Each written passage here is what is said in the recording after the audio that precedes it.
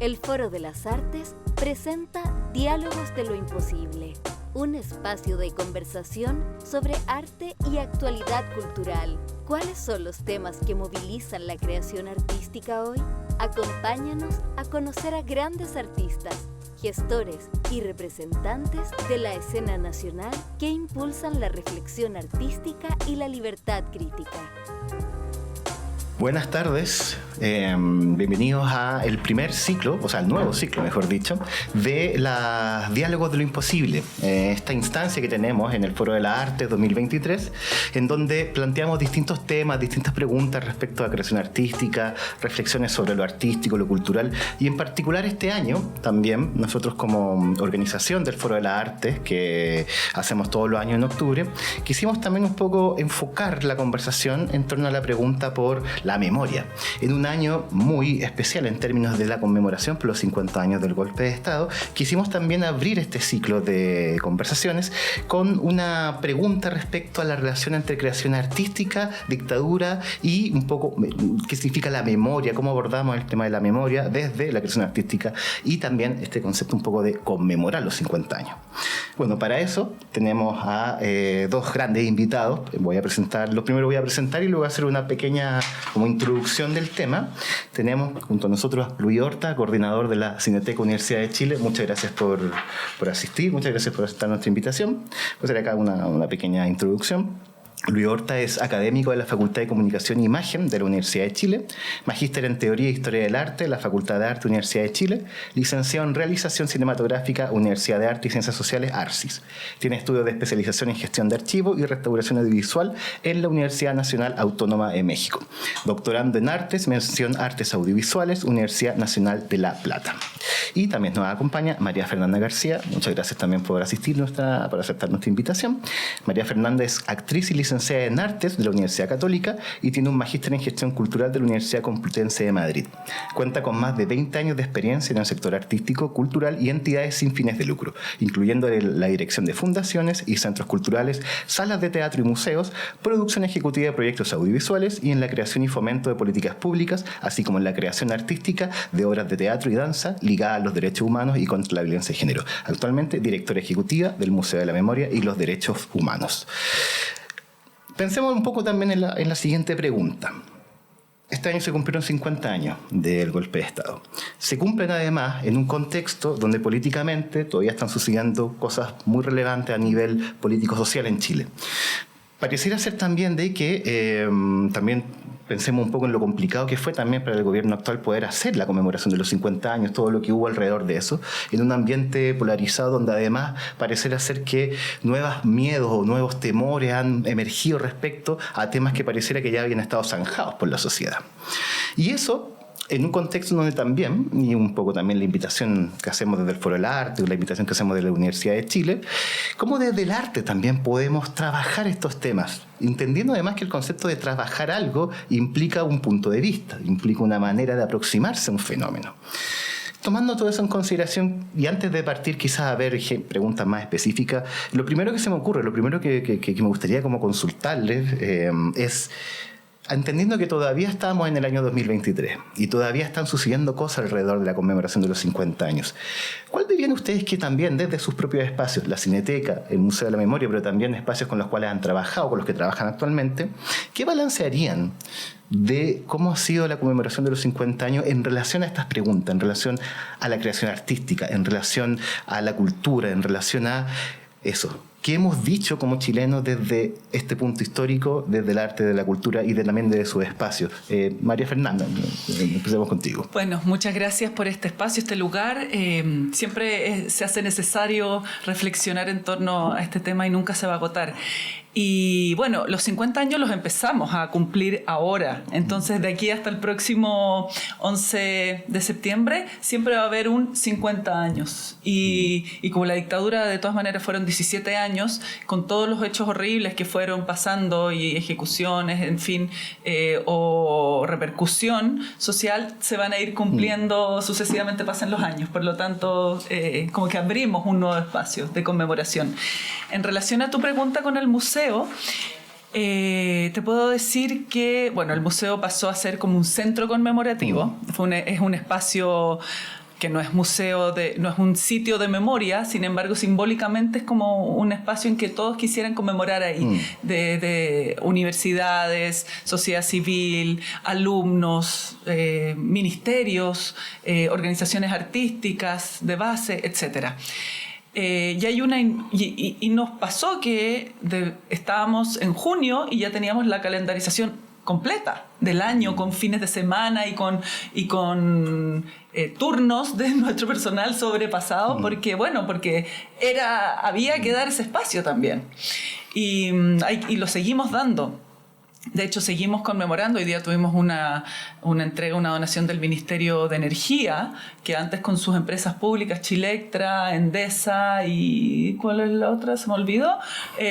Son como las bases de lo que era el Ministerio de Energía, por así decirlo, y que tiene bastantes ejecutados, mucha gente ejecutada y desaparecidos. Por lo tanto, están haciendo un trabajo como con todos los ministerios. Mañana tenemos otras conmemoraciones de la sociedad civil ligada a las iglesias que ayudó, en fin, y así.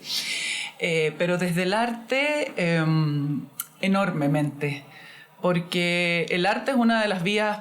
Bueno, nuestro museo está construido en base a donaciones y archivos. Sin embargo, es el arte una de las vías más importantes con el que hacemos el traspaso de la memoria o educamos, pedagogizamos en memoria a distintos públicos. Un público que de repente son más reacios o que no son tan cercanos al tema o que sienten miedo al aproximarse a archivos o a fotografías o algo más histórico de documentos. Sin embargo, a través del teatro, la danza, la música, el cine, la fotografía, los acercamos desde distintas miradas y puntos de vista, porque desde el arte podemos encontrar no solo una forma, sino variadas formas y variados puntos de vista, que son muy necesarios para conformar esta memoria colectiva que necesitamos tener como país.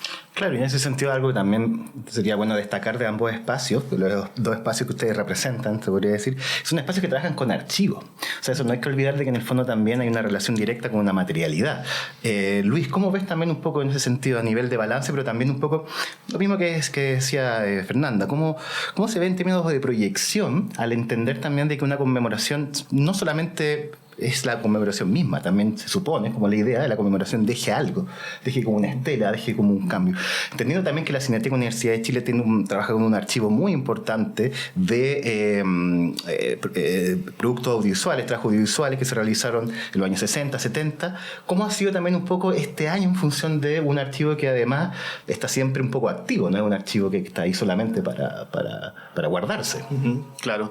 Bueno, desde esa perspectiva tendría dos acercamientos que plantear. La primera, en términos institucionales nuestras, que nuestra Cineteca de la Universidad de Chile es un poco producto de todos los procesos culturales que implementó forzosamente la dictadura. Existe una estrategia de desmemoria que fue muy importante en el país y que no solamente duró los 17 años de la dictadura, sino que eso se proyectó posteriormente y nuestra Cineteca fue clausurada en el año 1976. Y cuando digo clausurada, de pronto profundizo semánticamente en ello porque significó exonerar, despedir a funcionarios, a profesores, despedir a gente que ni siquiera eran militantes de izquierda, sino que se oponían a una dictadura. Arbitrariedades que involucraron el soplanaje, que involucraron la persecución de diversas índoles, un ambiente laboral súper hostil, ¿no? Que también conllevó el exilio de muchas personas. Eso desde el punto de vista humano. Y desde el punto de vista de los archivos, significó la práctica desaparición de nuestras colecciones, no solamente en términos físicos, sino que también sacarlas de un relato de comunidad. Y eso tiene que ver con las políticas que implementa la dictadura, las políticas culturales de hacer un borrón de lo que había ocurrido en el país desde el año 73, del 11 de septiembre hacia atrás. Eso no lo planteo en términos alegóricos, sino que literalmente el día 12 de septiembre salían comandos juveniles a pintar las calles de blanco para tapar los murales de la Brigada Ramona Parra, de Apoyo Allende, etc. O sea, un blanqueamiento de la historia que, insisto, no se acaba cuando cae la dictadura. O sea, nosotros todavía hoy día tenemos que explicar que la Cineteca de la Universidad de Chile es la Cineteca del Estado, ¿no? Y por lo mismo, por ser del Estado, hoy día nosotros vivimos un proceso de deterioro, de financiamiento, de las políticas culturales del país, de horadación de nuestra función. Entonces, desde esa perspectiva, nosotros nos pusimos como horizonte para este año, y ahí viene la segunda línea, poner en el espacio público el rol que le cabe a lo público dentro de un país donde hay un fomento a la privatización de la cultura y a que los valores bancarios sean los que primen a la hora de gestionar todos los espacios culturales y los sentidos que adquieren cada una de las acciones que nosotros desplegamos. Eso, desde el punto de vista del patrimonio audiovisual, es bien complejo porque aquí apareció un elemento muy novedoso para efectos de este año, que posiblemente a ustedes también les ocurrió, una especie de fervor de archivos. Sí. O sea, todo el mundo quería no solamente donar, sino que trabajar con archivos, muchas series de televisión, películas, documentales, obras de artes mediales, de técnicas mixtas, todos trabajaron con los archivos audiovisuales. Por mucho que dentro de la cadena de producción de una película siempre la conservación del patrimonio audiovisual queda como al final del listado, ¿no? Entonces ahora resulta que ese final pasó a ser el comienzo. Entonces la pregunta surge hoy día por varias fisuras, diría yo, del tema central. ¿Qué hay en nuestra memoria que nos hace permanentemente volver a ella para encontrarla de otra forma? O sea, nuestro pasado histórico vuelve a aparecer en nuestros archivos de maneras muy diversas, ¿no? Y eso posiblemente tiene que ver con que no existe una visión común sobre nuestro pasado, ¿no? Claro. Y para eso los archivos, en el caso nuestro los archivos audiovisuales, pero en general los archivos cumplen una misión problemática, no solamente porque podrían considerarse como, entre comillas, una huella del pasado, sino más bien porque al aparecer nuevas formas de archivo también aparecen nuevos pasados, ¿no?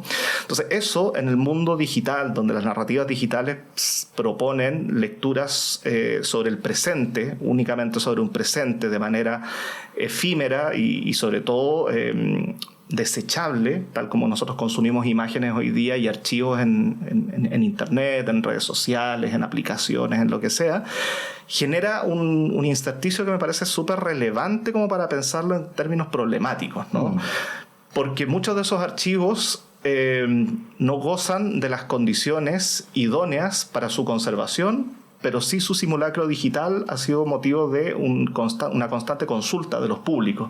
Entonces, hay un elemento de mucho enriquecimiento para reflexionar, un desafío que vendrán hacia adelante, sobre todo en términos de las políticas culturales hacia la conservación del patrimonio audiovisual, porque de parte de los públicos quedó demostrado que sí hay un interés por repensar nuestro pasado. Y eso yo creo que abre nuevas discusiones que por lo menos en el campo de las instituciones no se estaban dando de esta forma.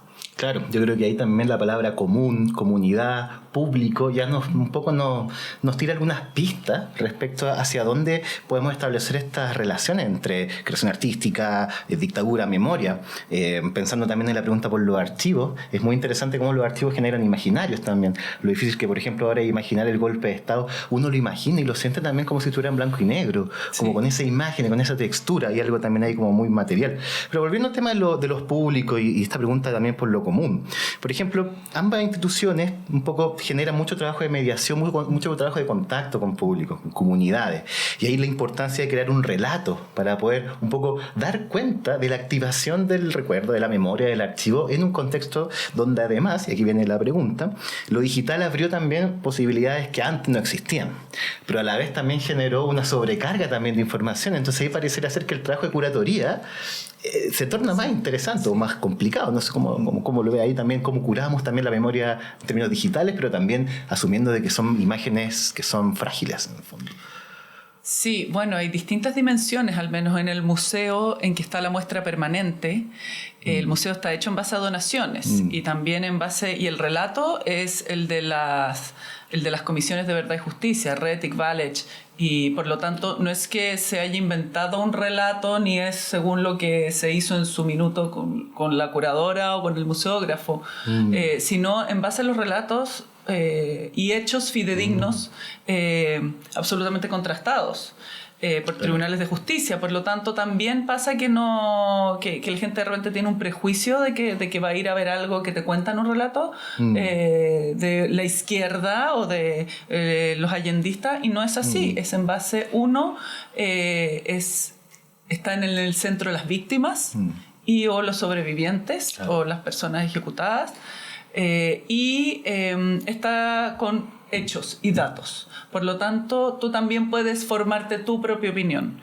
Esa es una cosa. Y otra, las actividades que tenemos como las exposiciones temporales en distintas salas. Ahora hay una muy interesante que se llama Juzgar y filmar los juicios por crímenes de lesa humanidad, que es con el Archivo Nacional de Francia y extractos del juicio de Nuremberg, y cómo las distintas sociedades han trabajado los juicios y las imágenes de los juicios, las imágenes públicas, que aquí, como somos una sociedad que culturalmente no filma ni graba sus juicios de todo tipo, es como si no existieran. Hoy en día, claro, con el Zoom y todo, como que uno ya podría verlo, y se empezó a implementar un poco más la práctica, pero como Estados Unidos o en Italia, los juicios son públicos. Entonces, también da cuenta, pareciera ser que lo que no está en la imagen no existiera. Claro. Por lo tanto, la sensación como de mayor impunidad es aún mayor. Claro.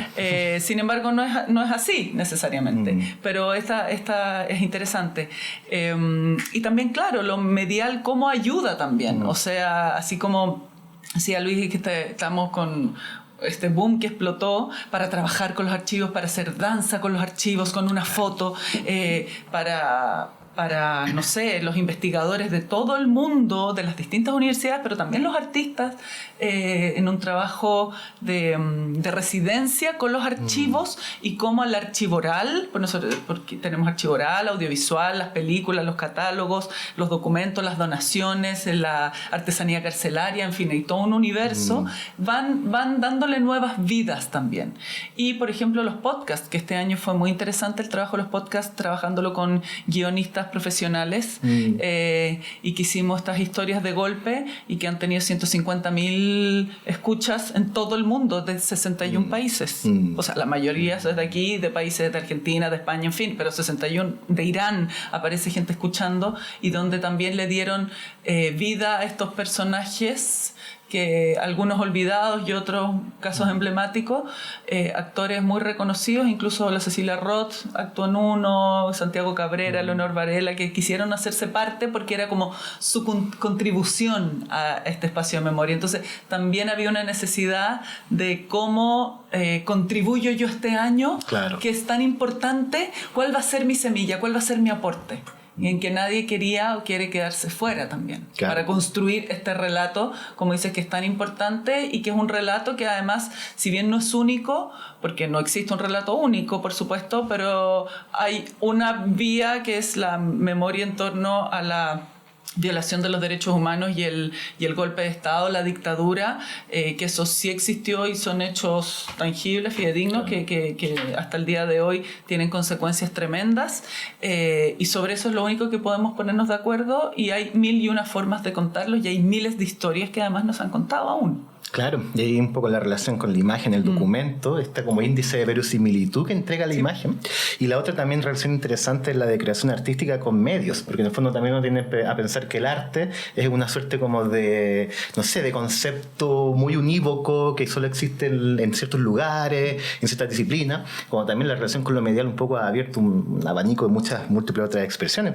Y en relación con el cine también me pasa algo muy interesante cuando uno piensa en el archivo y piensa como en esta imagen, en las imágenes del pasado, porque en términos de cine también, cuando hablamos de una cineteca y hablamos de archivo audiovisual, también un poco uno habla de qué tipo de archivo audiovisual uno tiene en ese sentido. ¿Cuál es la memoria audiovisual de Chile? Entendiendo además que el material audiovisual es muy frágil, hay que mantenerlo, es muy costoso mantenerlo, etc. ¿Cómo ves ahí también un poco esta relación que hay con el presente, en términos de que pareciera ser que en términos audiovisuales pasamos de un cine que en la Unidad Popular estaba muy, digámoslo así, concentrado y muy trabajando por el proceso social, y luego a un cine de dictadura que también tiene mucho material que está perdido, pero que es mucho material también muy rico en términos culturales. Desde este documental que creo que había hecho un periodista europeo de Pinochet y sus tres generales, claro, otro general, porque puede ser eso, hasta efectivamente cosas como Somos Más o todas las protestas. Como un poco también en esta línea de la curatoría de la memoria, ¿cómo ha sido este año también trabajar con todo ese material, todo lo que hay, más que en la construcción de un relato, en la idea de cómo resignificamos o cómo actualizamos estos archivos, entendiendo que no es porque tengan que actualizarse porque sí, sino porque hay un rendimiento ahí, hay una potencialidad de la imagen que puede ser tan importante también en procesos sociales como los que estamos viviendo ahora. Claro. Sí, sobre eso hicimos un proceso reflexivo a finales del año pasado para poder aplicarlo este año, y sobre todo cómo ser creativos en un contexto donde ya prefiguramos las innumerables actividades que se iban a realizar este año, y cómo ser un aporte a una reflexión crítica sobre el presente. Eso fue uno de los focos que nos pusimos como horizonte de problematizar, porque hablar del pasado de pronto genera una cierta ambivalencia, en el sentido de que muchos creen que lo audiovisual o los archivos audiovisuales del pasado son un testimonio del pasado, cuando en estricto rigor son la materialidad de una subjetividad de quien lo registró en el pasado. Entonces, ese es uno de los elementos que nos permitimos como tratar de recuperar para pensar qué de ese pasado genera hoy día tanto problema para muchas visiones encontradas que hay sobre el acontecimiento, ¿no? Claro. Y sobre todo un acontecimiento que es imposible darle una imagen de manera tan sencilla, si no es imposible, diría yo. O sea, ¿cómo nombramos audiovisualmente los horrores, ¿no? ¿Cómo nombramos audiovisualmente un momento de tan hondo dolor para tantas personas, ¿no? Entonces, sobre eso trabajamos este año fuertemente con el Museo de la Memoria. Hicimos varios ciclos, pero trabajando con películas que generalmente no eran, nos comentaban que no eran las que habitualmente les solicitaban, ¿no? Partimos el año, me acuerdo, con una muestra de un cineasta bien poco conocido que se llama Hernán Fliman, que él se dedicó a documentar los testimonios de las personas cuando estaban saliendo de los centros de tortura clandestinos. Y él se dedicó sistemáticamente a registrar cuáles eran la proyección psicológica de las torturas, por ejemplo, ¿no? Entonces trabajamos harto con eso, pero también hicimos otro ciclo donde recopilamos películas que filmó la dictadura, películas oficialistas, ¿no? Entonces, no quiero decir con esto que hayamos hecho un empate, sino que tratamos de abrir un abanico para poder pensar esas subjetividades, ¿no? Y, por ejemplo, cuando mostramos las películas producidas por la dictadura, se generó en el público una instancia bien interesante, porque muchos negaban que eso eran películas, ¿no?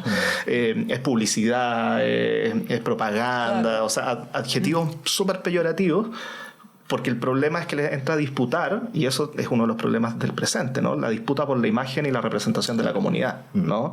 Que sobre todo en un tipo de cine publicitario, un tipo de cine panfletario o militante, digamos, tiende como a borronearse que hay una concepción de nación que empieza a aparecer en esas películas. Claro. Y la pregunta ya no es por lo legítimo o lo ilegítimo, sino cuánto de esa visión hoy día sigue existiendo, claro. ¿No? Y legitimada y fundamentada por actores sociales contemporáneos, ¿no? Claro. Creo que ahí es donde se abren fracturas y grietas dentro de una construcción de nación que siempre se instalaba como borremos el pasado, avancemos hacia el presente. Va a ser eso imposible en la medida que existan estas fracturas, ¿no? Entonces, a partir de esos elementos nosotros empezamos también a trabajar otras elementos que estaban más vinculados a lo educativo, pero no para que estas películas enseñen a cómo era la historia en el pasado, o sea, cómo fue nuestro pasado, más bien dicho, sino para abrir espacio a estas discusiones que te comentaba. Y por otra parte, un trabajo internacional muy fuerte que tuvimos este año, que fue un desafío importante para nosotros como Cineteca, con muestras que eran desde Estados Unidos, Barcelona, Budapest, Nicaragua, El Salvador, o sea, realmente una demanda internacional muy fuerte por mostrar películas que incluso desbordaban ciertas programaciones y curatorías, ¿no? Ahí trabajamos fuertemente con el Ministerio de Relaciones Exteriores, que además nos dieron la libertad y la autonomía de generar curatorías, ¿no? Entonces nos alejamos un poquitito de una imagen oficial de los 50 años del golpe, donde sí también trabajamos porque se realizó un proyecto de parte del gobierno, un sitio web donde nuestras películas están ahí a disposición de las personas, pero también tuvimos la autonomía para nosotros proponer nuevas líneas de reflexión visual que yo creo que van a engrandecer un poco las reflexiones sobre el proceso, pero también un poco abriendo discursos que hoy día yo creo que son necesarios de repensar, sobre todo cuando hay una radicalización radicalizaciones ideológicas o desideológicas muchas veces, pero radicalizaciones de mucha índole, que no deja de ser, sobre todo hoy día en el siglo XXI, claro. Yendo a lo que estabas comentando, precisamente yo creo que más allá del valor de que vean cómo era el pasado, es abrir la discusión con esos elementos hoy, para ayudarnos a pensar no del pasado, sino del presente y del futuro. Y es curioso lo que comentaba la gente de si ese cine era o no cine. Y es como no ver o estar ciego frente a la cantidad de cine que tenemos hoy en día y que vemos y que nos venden con un claro contenido ideológico, pero sin embargo no lo vemos así. Pues es como que si ese no fuera ideologizado, ese cine que nos venden sobre todo desde Estados Unidos. Sí. Claro. De hecho, ese imaginario de país que aparece en las películas producidas por la dictadura es más presente que el imaginario de país que vemos en las películas de la Unidad Popular, por ejemplo. Claro. Entonces creo que ahí hay un elemento que es más difícil, diría yo. Muy interesante también por la pregunta que abre la creación artística como legitimación también, un poco de algo, cuando algo tiene como ese cariz, como que parece tener como una importancia, una suerte igual como de bendición, por decirlo así de una forma. Tenemos que abrir una pausa pequeña, así que vamos a una pausa y volvemos en unos segundos.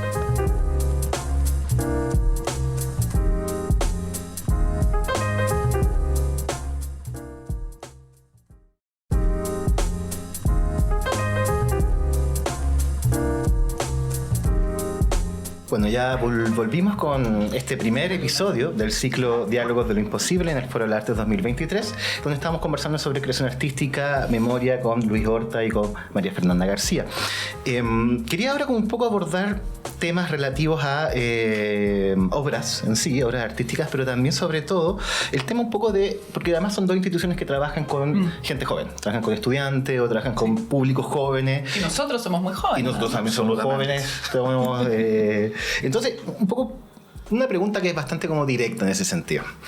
En términos de estrategias y también de la experiencia como trabajando en gestión, trabajando en las distintas áreas que también involucra toda la creación cultural y artística, ¿cómo ven ustedes esta pregunta tan quisquillosa, algunas veces tramposa, de cómo involucramos más a los jóvenes en estos procesos de memoria, entendiendo también de que vienen muchos de contextos muy distintos? Algunos nacieron ya el año 2000, estamos hablando de gente que ya tiene 18 años, 20 años. Hay una cierta ya son adultos. Claro, y ya hay una cierta distancia con esta época, pero a la vez también están estas imágenes, están todas estos conceptos. ¿Cómo ven ahí un poco esta relación entre pasado, presente y futuro, en relación también con nuevas generaciones que están, y preguntando en ese sentido también por la identidad, están quizás más alejados un poco de este núcleo identitario en el cual también nosotros estamos tan acostumbrados? Hay imágenes que para nosotros son claves en todo esto, los Hawker Hunter, etc.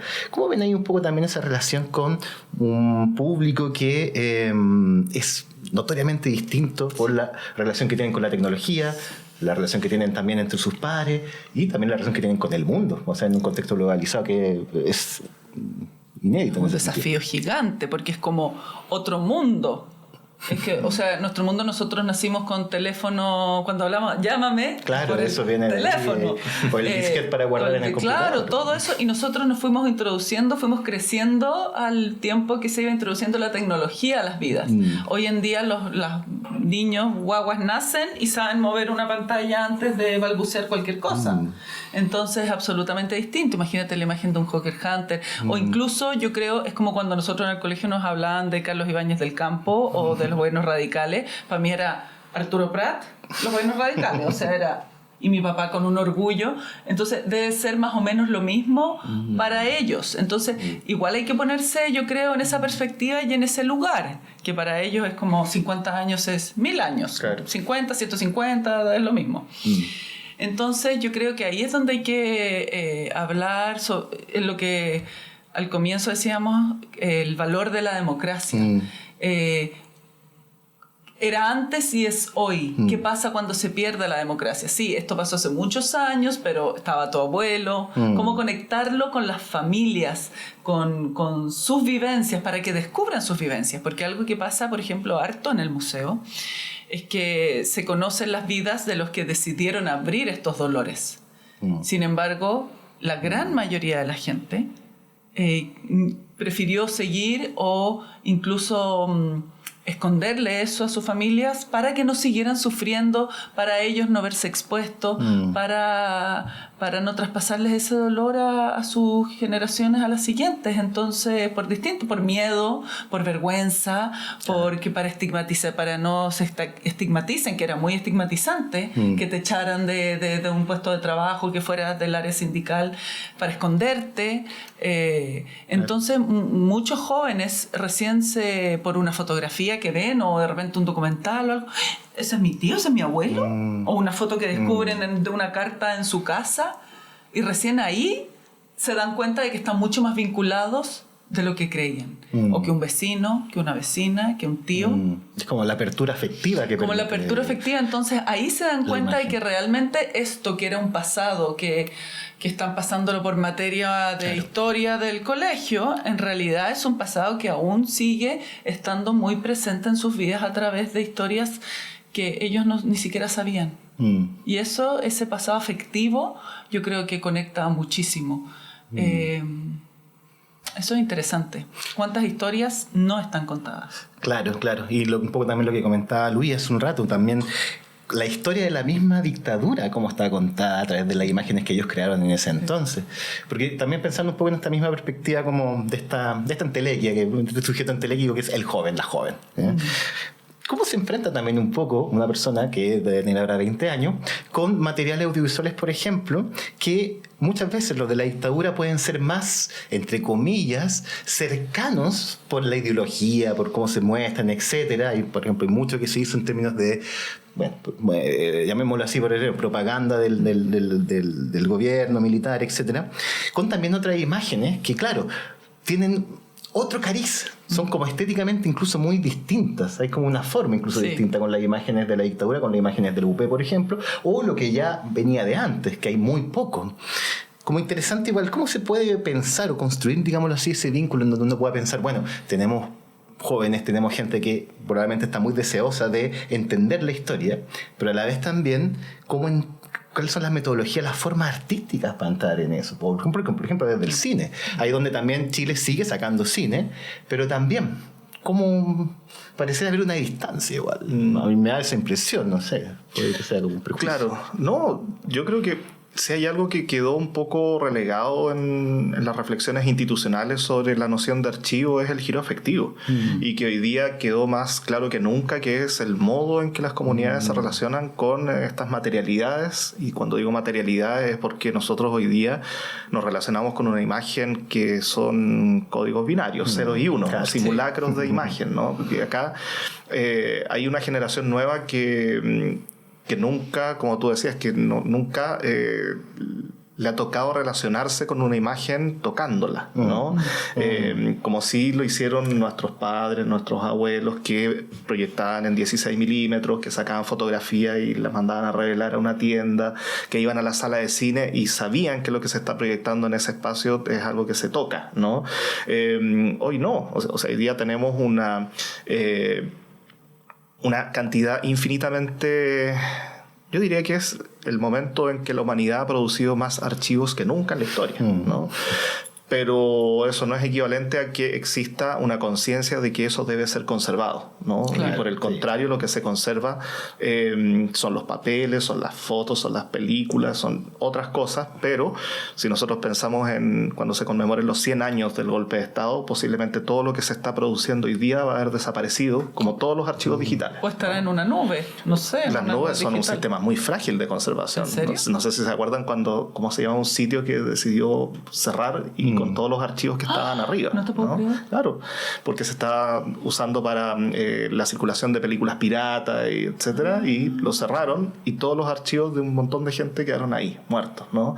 La obsolescencia también, no sé, yo creo que los que serán de mi generación se acordarán de Messenger, de Fotolog, de una serie de sitios que hoy día y aplicaciones que hoy día ya no existen. Entonces el digital es súper frágil, ¿no? Sobre todo porque el digital además nosotros no lo podemos tocar. La única forma de que lo podamos conservar es migrando, o sea, hacer que los archivos estén circulando de un lado a otro, pero eso tampoco va a garantizar que esos archivos sean de acceso para todo el mundo. O sea, YouTube tiene hoy día millones de películas, debe ser el banco de imágenes más grande que ha creado la humanidad. Pero si la gente no sabe que algo está ahí, no lo va a ver. No tienes cómo Claro. claro. O sea, Se pierde igual. Claro, y esa es la educación.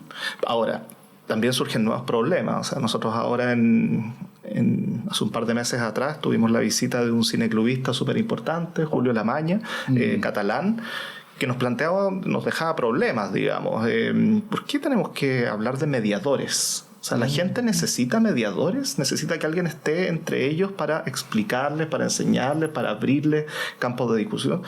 Si la gente no hay que tratarla desde una visión paternalista, ¿no? Y eso me parece que es una visión que transforma ciertas prácticas culturales de nuestro país, porque yo creo que hoy día el acontecimiento es algo que las nuevas generaciones están valorando mucho. En la pausa nosotros hablábamos de una proyección que hicimos en el Museo de la Memoria, donde en vez de proyectar las viejas imágenes de la Unidad Popular, proyectamos los archivos menos conocidos de una videasta que es Gloria Camiroaga, que hacía videos en los años 80. Sí. Que además fuimos la única muestra que tuvo una mujer directora como dentro de todo el ciclo, y se llenó de pura gente de 20 años, digamos. Sí. Entonces, yo no sé, doy fe. No sé cuánta gente cabe en la sala, pero ahora sido unas... Claro, yo suponía que era algo así, pero eran solamente gente de 20 joven, años. Cabros jóvenes, claro. O estudiantes, que de verdad uno dice, ¿quién va a venir? O sea... No es conocido. Y sí hay ganas de una generación también por aprender, por estar y por sacar sus propias conclusiones, y también para ver cosas distintas. Claro, yo creo que también hoy día el fenómeno TikTok y todo, como que de alguna manera te cansa o tiene un límite ya. Entonces, para el quien quiere saber algo más o traspasa el Instagram, TikTok, sí, eso es muy interesante, porque además uno podría decir, claro, como cuando uno habla de esta cosa, resignificación de los archivos o cómo traemos la memoria al presente, que puede parecer muy abstracto. Acá yo creo que hay un caso súper específico, concreto y efectivo de cómo se puede hacer eso. Gloria Camiroaga en ese sentido es como un poco también la pregunta por la interseccionalidad. O sea, cómo uno puede hablar de varias cosas, porque en general los sujetos sociales están cruzados por muchas vivencias, por muchas experiencias. Y un poco también para ya ir terminando Espérame, antes de eso igual quisiera destacar el esfuerzo o la mirada que hicieron en torno a la perspectiva de género que hicieron la Cineteca de la Universidad de Chile, porque nuestra política y nuestra sociedad está muy masculinizada hace muy poco, y no había esa conciencia, y todos los protagonistas políticos, sociales, artísticos, etcétera, eran hombres. Entonces, incluso en los años 80 cuando estaba Gloria Camiroaga, incluso hoy en día en el sector audiovisual y otros. Entonces, tener esa mirada fue súper interesante, porque si no era solo ver hombres en política, en actores sociales, etcétera, etcétera, etcétera. El mismo imaginario ya el imaginario es súper masculino, y entonces hacer esos esfuerzos que igual existían las mujeres, más invisibilizadas por cierto, pero fue súper, y yo creo que así es como respondió también este público que llenó el auditorio. Claro, no, en ese sentido preguntarles también. Por ejemplo, acá el caso de Gloria Camiroaga es como bien específico y bien bueno. ¿Qué otros ejemplos concretos se le ocurren a ustedes, piensan, de que pueden ser como importantes a la hora de un impacto significativo en la conciencia colectiva sobre la dictadura, pero sobre todo un poco también estos ejemplos que no son los, llamémoslo así, típicos o más... Porque en el fondo cuando hablamos de Gloria Camiroaga lo que estamos hablando es de dictadura, memoria, archivo, creación, pero también estamos hablando de feminismo, también estamos hablando de género, ¿eh? Entonces en ese sentido también pareciera ser que muchos temas desde el arte tocan muchas cosas. ¿Qué otros ejemplos concretos, no tiene que ser necesariamente en esa línea, pero a ustedes se les ocurre de esta como, llamémoslo así, explosión del imaginario? ¿Cómo podemos hacer también explotar el imaginario de tal manera que también tenga como distintas maneras de poder ser abordado, especialmente cuando pensamos en gente más joven? Como vías, formas. Pueden ser vivos, también pueden ser obras concretas, que no sé, experiencias que hayan tenido en el museo, por ejemplo. Por ejemplo, el teatro es como expresión artística. El teatro tiene un público y público nuevo que no es público de teatro, porque nosotros trabajamos también en base a encuestas y hacemos ahí una medición. Es un público nuevo que no necesariamente va al teatro y que, por ejemplo, este año hubo un ciclo de teatro y dictadura en pleno invierno, que cada compañía tenía 3 días y fueron un ciclo de 6 obras llenas, repletas, todas gratuitas, pero la gente tenía que ir a entrar a buscar su entrada a las 6 y se hacían unas filas que yo quedé impactada. Y público joven o público no necesariamente cautivo del museo. Claro. Entonces el teatro es yo creo, un medio muy interesante. Muy interesante porque además se aborda desde distintos lugares, hay distintos tipos de teatro, por supuesto. Claro.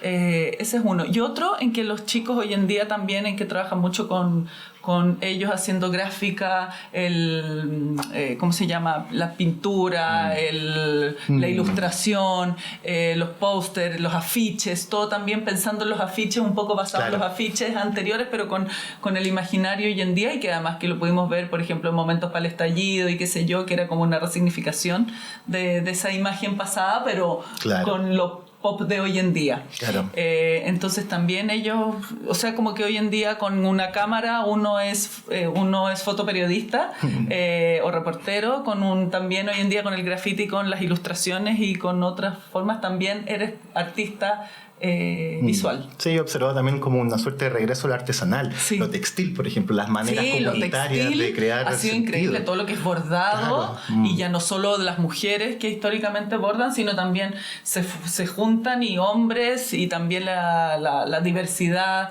de géneros fluidos y sexuales también, y cómo esos se han integrado en el relato es súper interesante, porque también todos se veían en la dictadura, no solo dejó fuera, por supuesto, políticamente algunos, sino en sus individualidades también, a las mujeres, a las personas homosexuales, a los trans, que vivieron una triple dictadura en el fondo. Claro. Más fuerte aún. Claro. Luis, algunas, no sé, reflexiones en torno a esto también, reflexiones finales, también estamos en el momento de anudar, como dicen.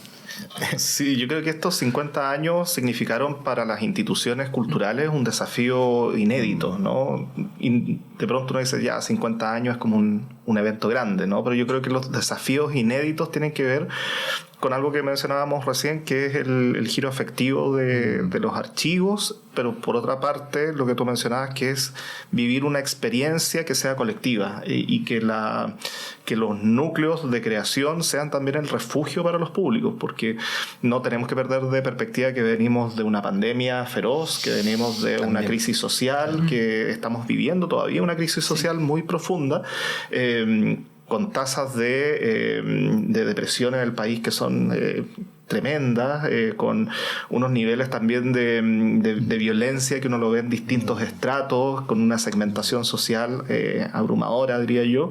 Entonces las instituciones no pueden seguir programando y pensando las programaciones como, entre comillas, lo que la gente debiese ver, sino que las programaciones tienen que empezar a pensarse desde adentro de las comunidades, ¿no? O sea, un ejemplo que yo siempre coloco es ¿qué película querría ir a ver un trabajador que tiene que salir de su casa a las 5 de la mañana para entrar a su trabajo a las 7 u 8? Sí.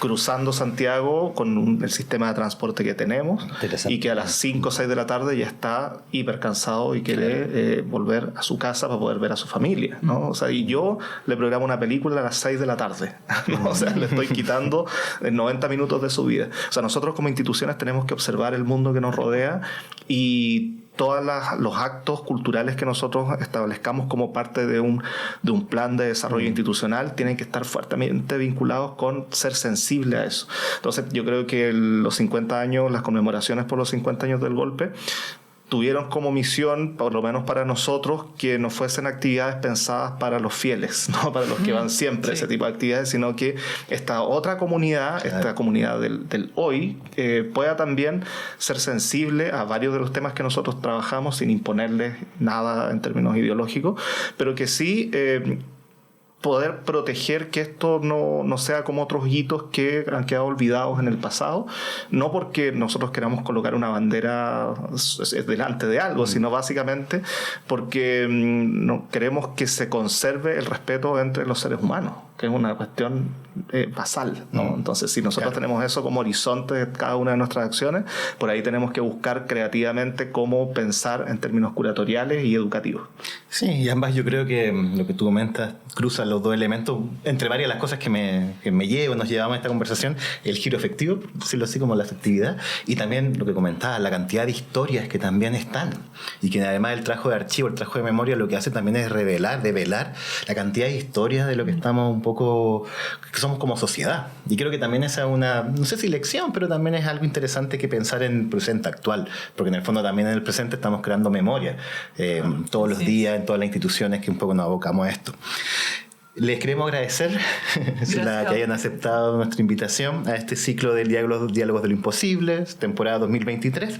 Van a ser varios programas y vamos a estar avisando en el sitio web forodelasartes.chile.cl, como también en las redes sociales del Foro de las Artes, las fechas y, bueno, también quedan poquitas actividades del Foro de las Artes, pero igual invitamos a todas a revisar la página web y ver ahí también la programación que este año también estuvo muy, muy concentrada en el tema de la memoria. Nuestra línea temática era Memorar al Porvenir. Un poco también en esta línea de pensar que memoria, presente y futuro en el fondo están todos relacionados y es más allá de ver, más allá de observar y analizar, es también un poco lo que conversamos ahora. En el fondo somos seres humanos y son muestras de lo que nosotros somos como seres humanos. Son las relaciones afectivas humanas las que en el fondo también nos develan las imágenes, creo yo. Así que eso, muchas gracias por la invitación. Yo soy Guillermo Jarpa de la Dirección de Creación Artística de la Universidad de Chile y este programa se transmitirá los sábados a las 5 de la tarde. Eso también lo vamos a dejar ahora como para los próximos programas que vengan. Así, de todas formas, atento a las redes sociales que vamos a estar informando de todo eso. Entonces, muchas gracias. Gracias.